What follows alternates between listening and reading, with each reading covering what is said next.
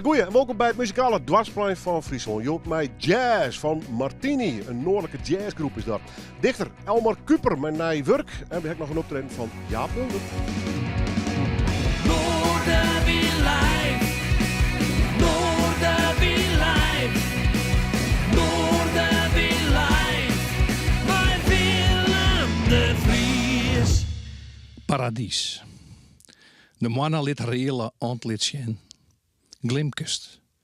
Ik mees eens beteren oer reuzende piramides, oer Atlantis en galactische beschavingen.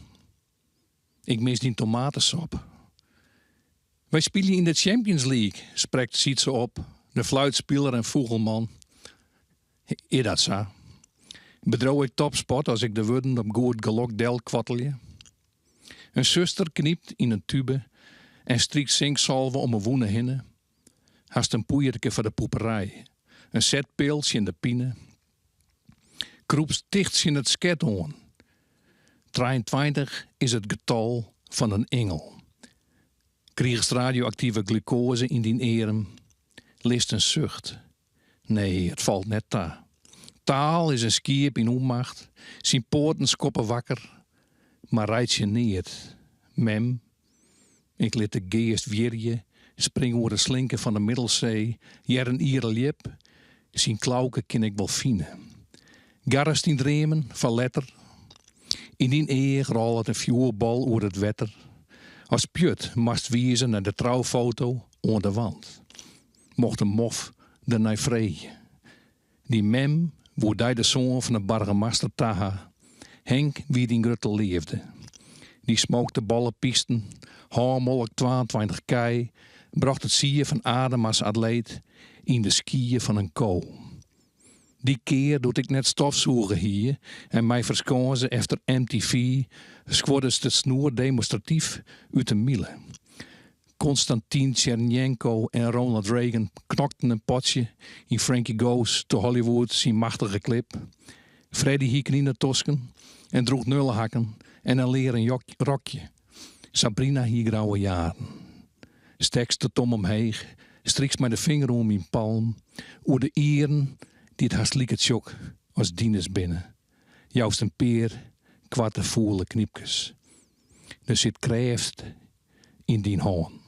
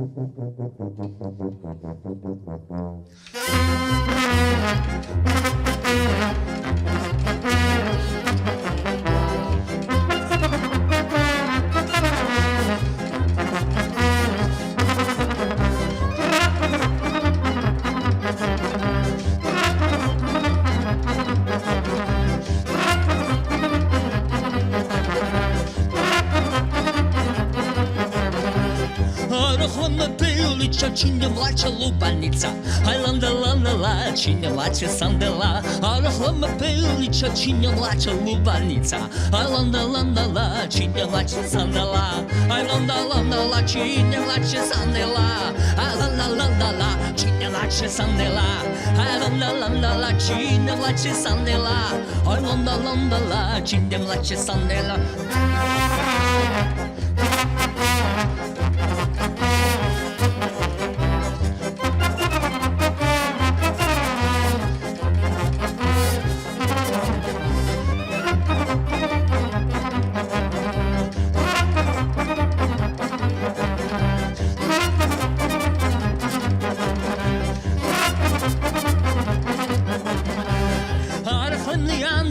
Чиня влаче сандали, лондо лондола, чиня влаче сандела. Арахлем ліанне мале, чиня влаче сандали. Ай лондо лондола, чиня влаче сандела. Ай лондо лондола, чиня влаче сандела. Ай лондо лондола, чиня влаче сандела. Ай лондо лондола, чиня влаче сандела. Ай лондо лондола, чиня влаче сандела. Соло!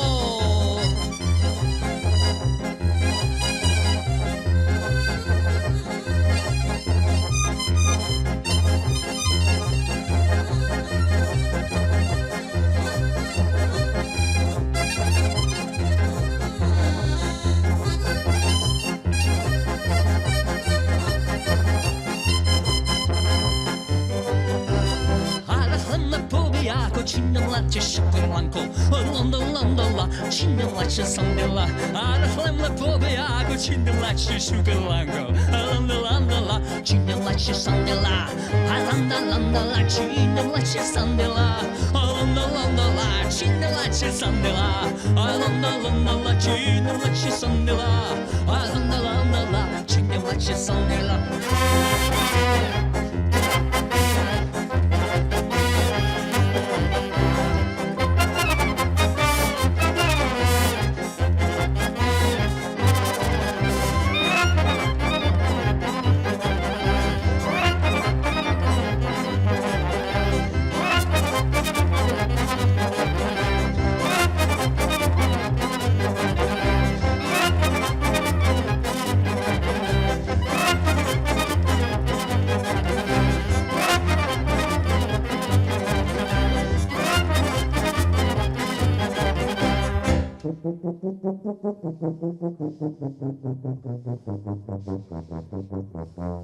Арахлама пеулича, чиня влаче лубаница.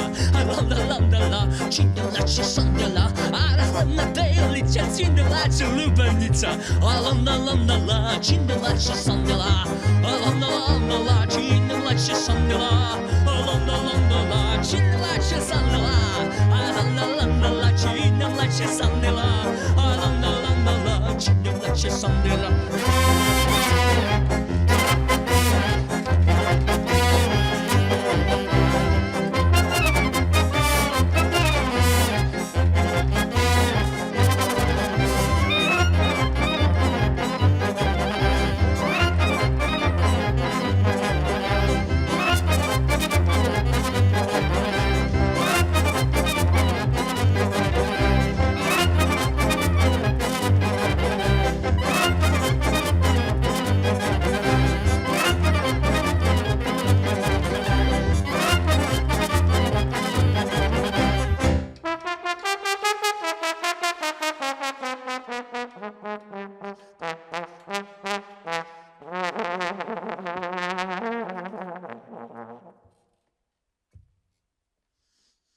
Jaap Mulder, mooi om hem weer even in de studio hier dwalen te zien met zijn muziek. Want ja, als er hier een echte muziekman is, en zeker als je toe wereldmuziek gaat, en klezmer, dan is het Jaap Mulder wel. We kennen hem van origine, van Die Goyim natuurlijk. Maar daar is hij een tijd verleden al uitstap, maar hij gaat gewoon terug. Hij is on tour, om het zo maar zo te drukken, in verband met 40 jaar in de klezmermuziek. Straks het verhaal van Jaap Mulder in deze aflevering van Noorwien.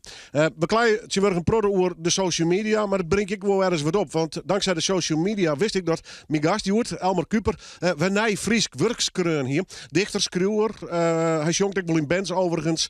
En dat is ook nog kunstner. Elmer, mooi dat je er even bent. Aan het begin van het programma heb ik al even een gedicht van die Jet. Bist we productief mee worden? Bist we druk aan het schreeuwen of niet? Ja, ik ben druk aan het schreeuwen, ja. Er zit geen rem op, dus ik schreeuw maar gewoon terug. Ja, al langer schoft achterlijk gewoon nou. Dus ja, dat is wel voor het eerst dat ik dat zo doe. Ja, ik schreeuw al heel lang zelfs, maar... Is het altijd bij een soort energie die er loskomt? Dus zeg je, ik mat zitten gaan of niet? Ja, dat moet er wel wezen hoor. Dan ga ik net meer zitten. Nee. Dan ga ik beter even wat oors van. Ja. Maar hoe haast dat? Want toen werd het prachtig mooi, platteland. Ja. Pak dan, komst dan bijvoorbeeld thuis en dan denk je, nou mag ik eerst een paar woorden op papier zetten? Of hoe werkt het dat bij jou? Ja, dat is wel eens wat ongelijk. Of is het heel wisselend eigenlijk? Het is wel wat wisselend, maar er moet wel een bepaalde droog wezen. Of dat is het ergens door rekken worst of zo. Toch een tafereeltje was juist, dat was mijn makkers. En dan daalt wat in hol om en dan komt er wel wat uit in de eerste zin. Of, ik liet me wel vaak inspireren door mooie zin. Of dingen die ik zag, die ik mij maatje. Ja, het is heel wisselend. Ja, nog een gedicht trouwens, want we kennen natuurlijk intussen ook van de verhaal, zeg maar. Ja. Dat wie die laatste publicatie ook. Maar het moesten echt wel gedichten worden? Ja. Ja, hij schreef uit en terug nog wel eens even een kwart verhaal. Maar de poëzie het dwingt mij meer om mijn taal dwaner te wijzen. Ja, dat klinkt wat nuver, maar dat is me correct. Als ik de urgentie viel, dan is poëzie het beste medium. Verhalen die alleen hadden meer voor, dat er iets is wat... Ja, er moet vaak een plot in of zo is het wel. En in poëzie best er heel vrij in. Hè? Dus ja. Pak de urgentie van deze tijd nou, ik mij merk dat. Ja. Er is van alles en nog om, van de boeren, dat klimaat, van politiek. De wereld zit gevoelsmiddag wel eens in de branche in Wurg. Ja, ik denk... Inspireert hij dat? Ja, zeker. Ja, zeker. Ik riep in mijn nieuwe bondel verlost badje hitti. Waarom? Na de tijd dat ik opgegroeid ben, in dat wie in de Koude Oorlog. Zo het ben we onder wie ons. Ja, we worden old school, Helmer. Ja, we worden old school. Ja. Maar ik dacht van, hoe kan ik nou wat zeer over de oorlog? Ik denk, dan moet ik natuurlijk mijn eigen ondervindingen bij schreeuwen. Wat ik als bij wel mij maken, HSA, militairen oefenen. Ik wil bij ons op het hiem, bijvoorbeeld. Ik ben dan in het Maaspraatlaan. En dan moesten de groentroepen de kerosineopslag bij het kanaal oermasteren, als het ware. Nou, en dan zie je dus eerst bij u aan een koffie. Nou, zo'n spul ze weer. Ja. Dus die onschuld, maar ik dat gevoel van spanning, wat ik als band aan mij maken, ik denk, ja, dat wil ik eigenlijk in poëzie omzetten. En dan kijk misschien ook naar wat zeer zo disserteerd. Ja, maar zoals de productiekomst, doe neemt het al even. Het leger, toen nog ziensplichtig overigens. Nou, het leek me zelfs is liek absurd eens. Ja. Dat is de grootste oerinkomst. Het is er net volle logischer op, hè? Nee. Nou ja, maar goed, in uw tijd, die 80's, stien de Russen ook al van, we komen er weer een huizencrisis. Ja, dat is zo. Maar die angst wordt ik wel bewust zitten, denk ik. Door de oerhit en door... Ja, alleen er was no short is vanzelfs dat er al geen media, al geen ban binnen, media ban. En ja, wist van gekkigheid net meer wat inkomst. Dus ik zit ik wel eens van internet maar uit en gewoon een geniertje en libje. Kist dat wat om, die enorme informatiestroom van Sint-Wurg? Wel dreig. Ja, plots wij hier een journaal per dag. Dan moest hij naar Sint, dan moesten wij een meisje. En wie in een krant, hè? Ja, zo weer het bij u ik. Ja, en daar is nog GB Hilteman, die zei één keer in de week hoe het zit met de wereld. En de waarman nog even, pellenboer. En dan komen wij met de boordje in, of net? Ja, zo'n speelt ze weer. Het is... ik verneem dat om mijn band ik wel. Die groeien hier in deze tijd op en die het ik wil dreigen bij. Maar de geest, het brein is ik flexibel, zeg ik wel eens. Dus het brein, dat past me wel weer aan. Maar ik heb er zelf wel dreig maken met mijn zoon dan wel even afsluiten van de vrouw. Ja, er komt een hoop binnen, hè, wat dat ja, er komt een soort binnen. En je verneemt het ik wel... Je vroeger als jonkie koos die ik hield al een hele middag wel maar één ding dwaan houden. No? En dat is nou veel meer fragmentaire. Op sommige zin. Activiteiten ben ik kwatter. En je ben ik wel wat verslavingsgevoelig voor zelfs. Hè? Dan zit je weer achter het scherm. Of, Ja, ik denk dat wij wel een beetje de bepaalde onrust delen, had ik het idee. Of net? Ja, ik kom onrustig in de kop, of net? Ja, ik kom wel rest te horen, maar ik ben zo autistisch als de neten. Ja, dat is echt zo. Ja. Maar dat maakt wel mooi gedichten. Ja, dank je. Het werd valt wel even een bundel, want ik hier wat dingetjes lezen op social media, hier is wat presentaties. Ja. Maar ik moet eerlijk zeggen, ik ga zocht. Ik zeg, ik kon nergens die bundel vinden. Nee. Maar die is nog net uit dus. Nee, het leidt bij het wordt het eigenlijk wat langer. Er wordt een subsidieverhaal. Oké, nee, maar hij leidt bij de printer net. Nou, haast al. Hij wordt nou opmaken. Dus ik denk dat ik de Youth of Morn krijg ik de... Nou, dan maak ik nog even een keer een scan naar de opmaken en dan kan ik naar de printer gaan. Ja, maar verder is hij helemaal clear, zeg Ja, maar. ja. Had je toch twijfelen tussen de Fries en het Nederlands of het Hollands of net? Nee. Dit keer moest het gewoon in het Fries wel. Ja, ik denk dat in het Nederlands opschreeuwen, dan loopt me zelfs net. Nee. Get ik hoe je jeugd en hoe de bannen, hè? Begin je een beetje te reflecteren, zoals daar is hoor? Ja, wel wat. Ja, wordt een oude lul, wil je staan gewoon. Dus. Ja, hou maar op. Nee, maar je zoekt wat meer achterom inderdaad. Maar ik beziek je wel het jaar en oude wel in te behelgen, in de poëzie, hè? Maar net alleen maar nostalgie wezen of nee. Dus daar zit ik natuurlijk hoor. En dat kost mij ook net hoe als een cynist iemand die cynisch wordt, zeg maar. Nee. Kritisch. Ja, wel wat kritisch, maar wel. Ik hou wel van absurditeiten in het leven en in de poëzie. Het leven is natuurlijk absurd, hoor. Hou je er helemaal maar wat van iets, joh. Zo'n stukje kisten misschien van Heine, wist wel, in Wudden. Ja, precies. Ja. We kunnen nog 2 gedichten verdienen deze uitzending. Daar ben ik hartstikke blij mee. De bondel, had nog geen datum voor, maar het staat dat bekend is, maatje, wij dat ook weer bekend.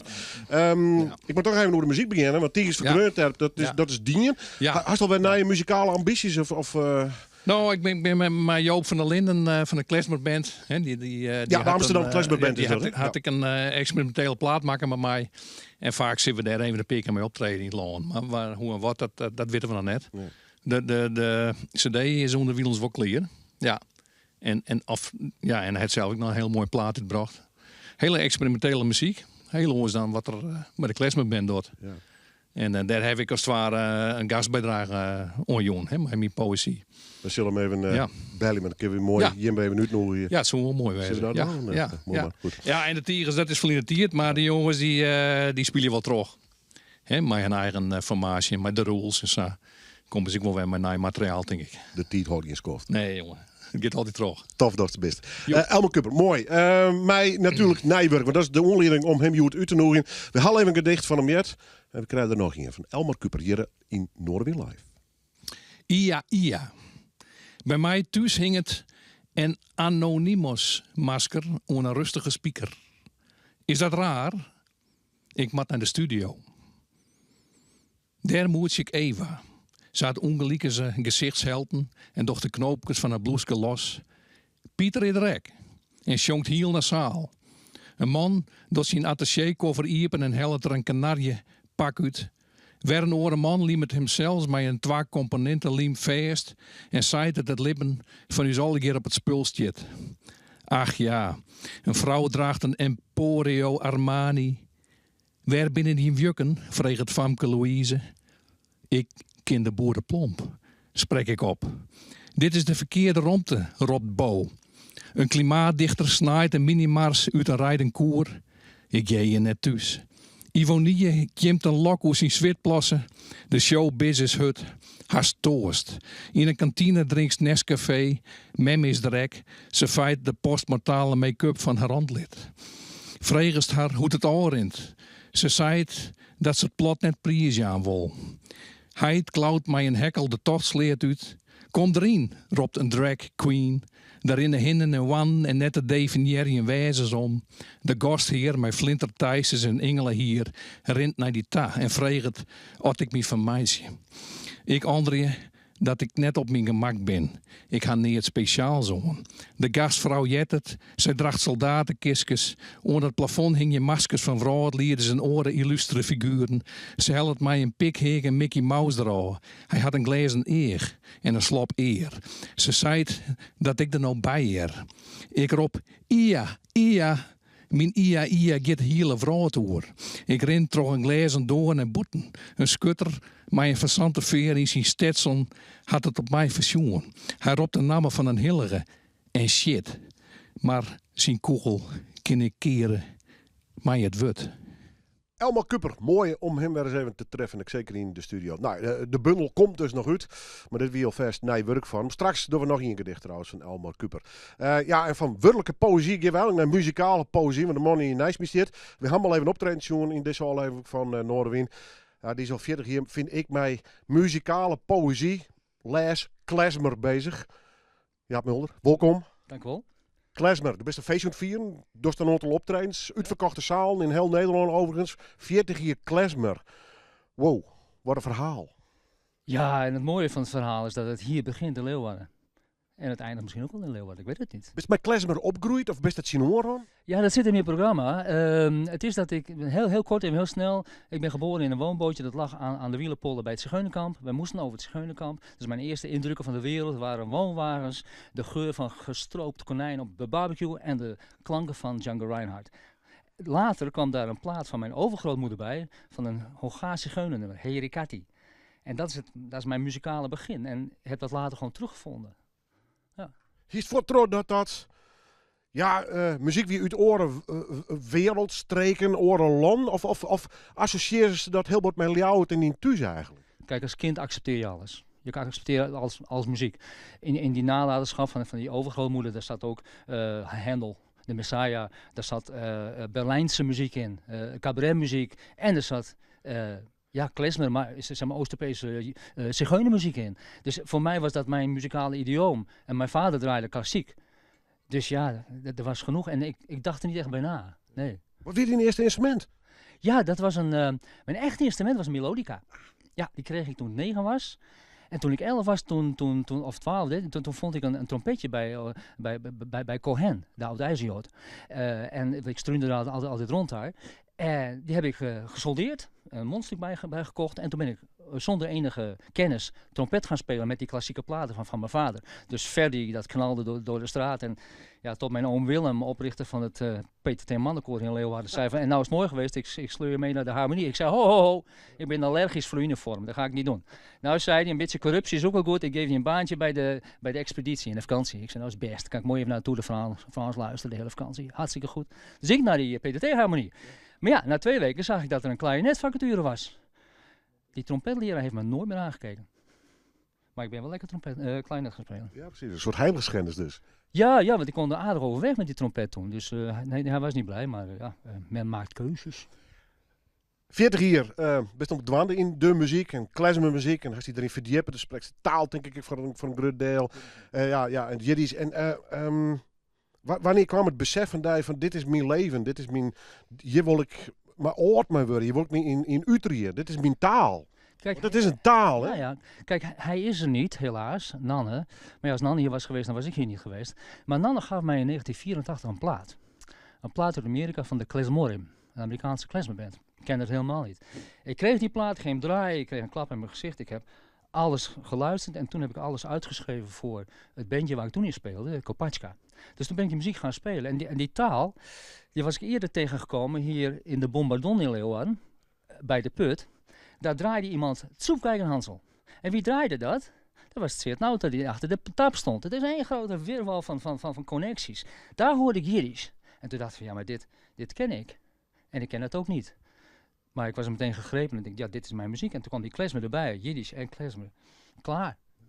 Dit is het.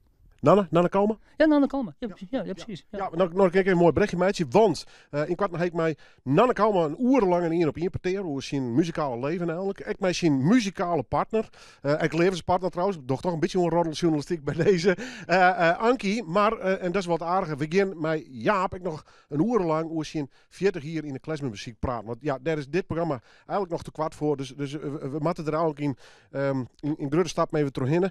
Had die muziek voor jou nog steeds geheim? Of best er intussen een beetje achter wat de heilige graal is van die klezmermuziek?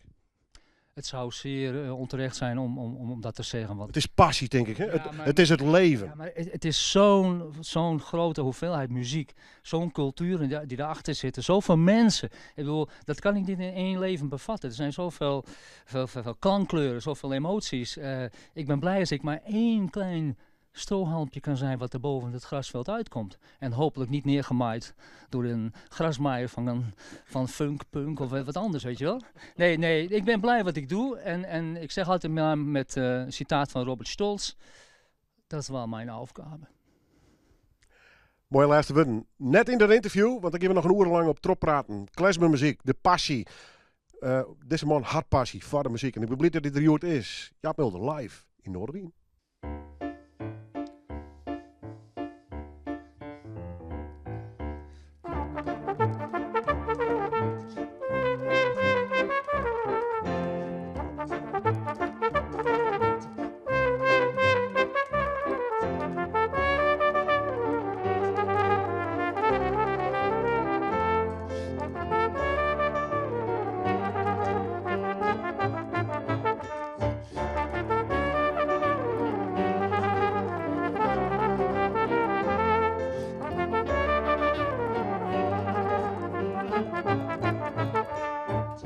Sommeillant, je vois la nuit des crimes lourds de nos seins. Pauvre moi, pauvre de moi, craquer l'autre plein. Au matin, quand il fait acre du vin, Modiva, dépenser tout mon crédit, j'aurais soif aujourd'hui. Dans les cabarets sans fond, je m'enterre chaque nuit. Je suis l'empereur de Buffon, le frère de n'importe qui. Au matin, quand il fait acre du vin, Modiva, dépenser tout mon crédit, j'aurais soif aujourd'hui.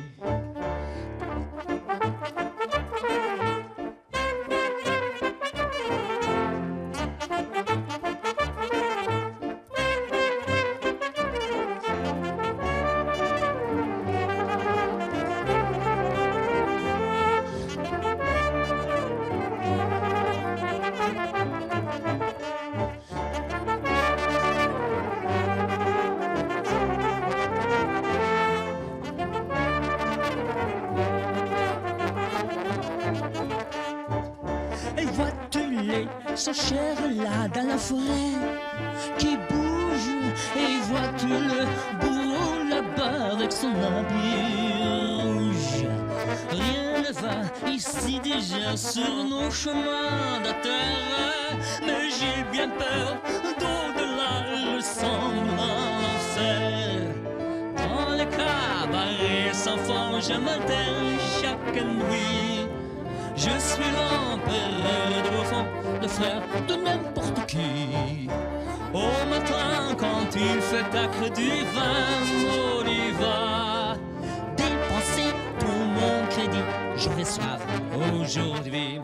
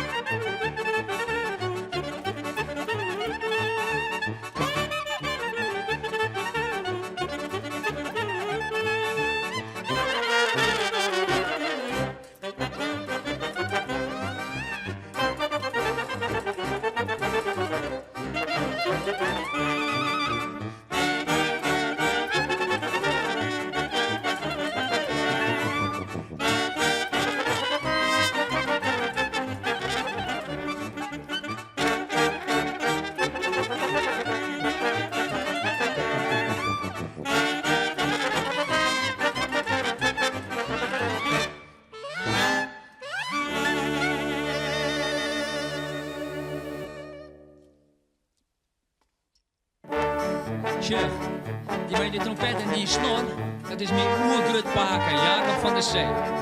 Hij is de bandleider. En ze spelen in de straten van Ljouwert. 30 jaar lang. Speelt je mir klezmormlach, das Kästchen nicht verstickele, aber mit den Kniak. Hungrig und schläferlich und nackt und Borges in Kästchen nicht du kein Piata. Zu mir gehört die ganze Welt, zu mir die ganze Welt gehört, das ist doch schon festgestellt, der Fakt. Und Tomer wird mir nicht glauben, Tomer wird noch fragen, wer kann ich ihn beweisen, a Kontrakt. So das Ungri so tat müssen Nefesh und Jesurim, haben seit hab ich euch im Bad. Hab ich gar nicht, darf ich gar nicht, will ich gar nicht verlieren, wird die mir nicht rufen, kein Schuda. Lalai, lalai, lalai, lalai, lalai, lalai,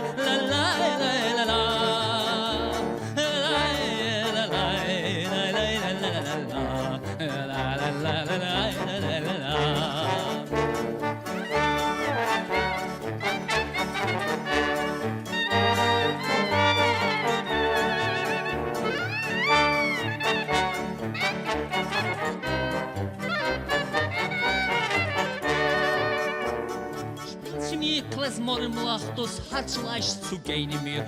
Beide Kräufchen bin ich Buschet brav. Hab ich gar nicht, darf ich gar nicht, will ich mir nicht mehr verlieren, wird mir nicht rufen, kein Schuda. Die Reichen haben zu viel Essen, ist bis sie der Morgen leer, liegen sie ein Deutsches eingepackt. Und nicht der Gast und nicht der Trink ist bei mir der Morgen leer, kann ich leichter zu tanzen zum Tag. Spielt sie mir, kleines Morgenlach, das Herz so leicht zu gehen mir, bei die Kräuven bin ich Buschet brav. Hab ich gar nicht, darf ich gar nicht, will ich gar nicht verlieren, wird mir nicht rufen, kennst du da?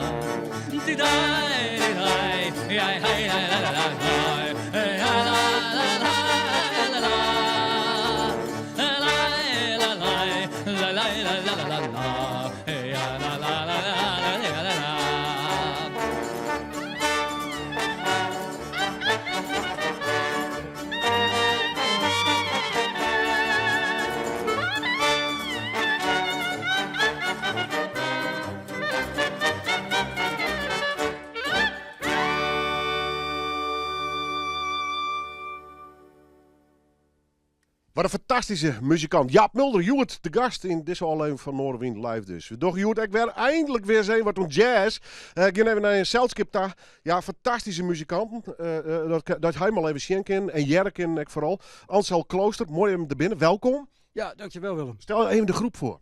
Ja, Suzanne Veneman, trompet, Efraim Trujillo, saxofoon, Joost Zwart, piano, Jeroen Vierdag, bas. En jullie noemen jezelf... Martini. Ik dacht Grizio er nog achteraan. Ja, nou, dat wordt Martini Gray. Maar in eerste instantie Martini, dat iedereen daar een beeld bij heeft. Punt 1, de Groninger en de noordelijke roots van ons allemaal. Maar ook ja, het drankje. Op een gegeven moment had je een band koffie en een band Sinaas en nou, Martini. Met die reclames van over de hele wereld. Daar leg ik straks meer over uit. Ja. Wat is het idee achter deze groep? Ja, jazz maken, muziek maken. Maar ik las ook nog een heel verhaal over een beetje platteland, stad, wat elkaar tegenkomt. Global buzz. Ja, als je mij dan vraagt, waar kom jij weg? Ja, dan in Groningen is het, waar kom jij vandaan? Ja. Ja, ik kom uit geboren in Winschoten, Scheenda, een heel klein dorpje. En dan ontwikkel je van een heel onzeker kereltje tot wereldburger. Aantal keren in New York gestudeerd, daar recent nog geweest met mijn hele familie. Helemaal te gekke stad. Dus eigenlijk het idee, het concept, wij komen eigenlijk allemaal uit dorpen van het platteland. En wij ontwikkelen ons tot wereldburgers en al die invloeden van de dorpen waar we gewoond hebben. Ja. En van de steden die we bezocht hebben, die hoor je terug in de composities. Ja. Oh, mooi verhaal. Ik ga even naar de rest van de band daar. Wat, allemaal van het platteland. Maar hoe kennen jullie elkaar? Hebben jullie vaker met elkaar gespeeld? Ja, we hebben zeker met elkaar gespeeld in de Nederlandse jazz scene. Maar het leuke wel van deze formatie, van het initiatief van Ansel, is dat we eigenlijk nog nooit met z'n allen samen hebben gespeeld in zo'n formatie als dit. Dus we kennen elkaar, maar dit is echt een première, zullen we maar zeggen, dat wij met elkaar op het podium staan. Dit is de eerste keer dat wij met elkaar op het podium staan. Hoe onwennig is het? Of valt het wat mee? Valt mee, ja. Muziek als wereldtaal, dus je begrijpt elkaar gewoon. Ja, maar je moet elkaar wel even aanvullen natuurlijk. Hè? Zeker, dat klopt, ja. Maar voor mij klopt dat wel. En lukt dat wel. Ook, ja. Wat zijn de ambities hiermee met deze groep? Ze nu nog spelen, cd's maken, studio in? Nou ja, Ansel is heel ambitieus en dat spreekt echt voor hem. Want in dit vakgebied natuurlijk moet je, je hebt een droom, je hebt een passie en daar moet je naar buiten. Dus eigenlijk kan je zeggen, dit is onze première. Maar we hopen natuurlijk dat we hier over een jaar weer staan in deze studio. En dat we dan een cd hebben en dat we kunnen aankondigen dat we op tournee gaan. Jullie zijn bij deze uitgenodigd. Ga ik even terug naar Ansel. Want uit het verhaal blikt het al een beetje. Een beetje de aanstichter van dit verhaal? Ja, ik denk het wel. Ik heb altijd heel veel andere dingen gedaan en ik denk het wordt nu tijd om weer echt te doen waar mijn hart ligt. Is toch meer jazz en ik heb daar voor mijn gevoel de beste muzikanten bij gezocht die ik kan vinden. Ja, dit is wel de crème de la crème. Ik ben er heel blij mee en het gaat niet alleen om heel snel kunnen spelen, maar ook vooral zeggingskracht te hebben. Iets te vertellen hebben. Hè? Dus één stuk van Suzanne heet de Storyteller. En iedereen is eigenlijk in staat om niet alleen maar de schema's door te jagen, maar ook echt daar een verhaal mee te vertellen. Komt ook doordat de composities gebaseerd zijn op eigen ervaringen. Ik ga even naar Joost, die komt uit Haaksbergen. Ja. Klopt, hè? Ja. Dat is niet Noorden, maar Oosten. Ja. Heel leuk verhaal. Op een gegeven moment las ik een stukje in de krant over Efraim. Dat hij had in Groningen gewoond. Ja, ik wist dat hij is geboren Amerikaan in Los Angeles.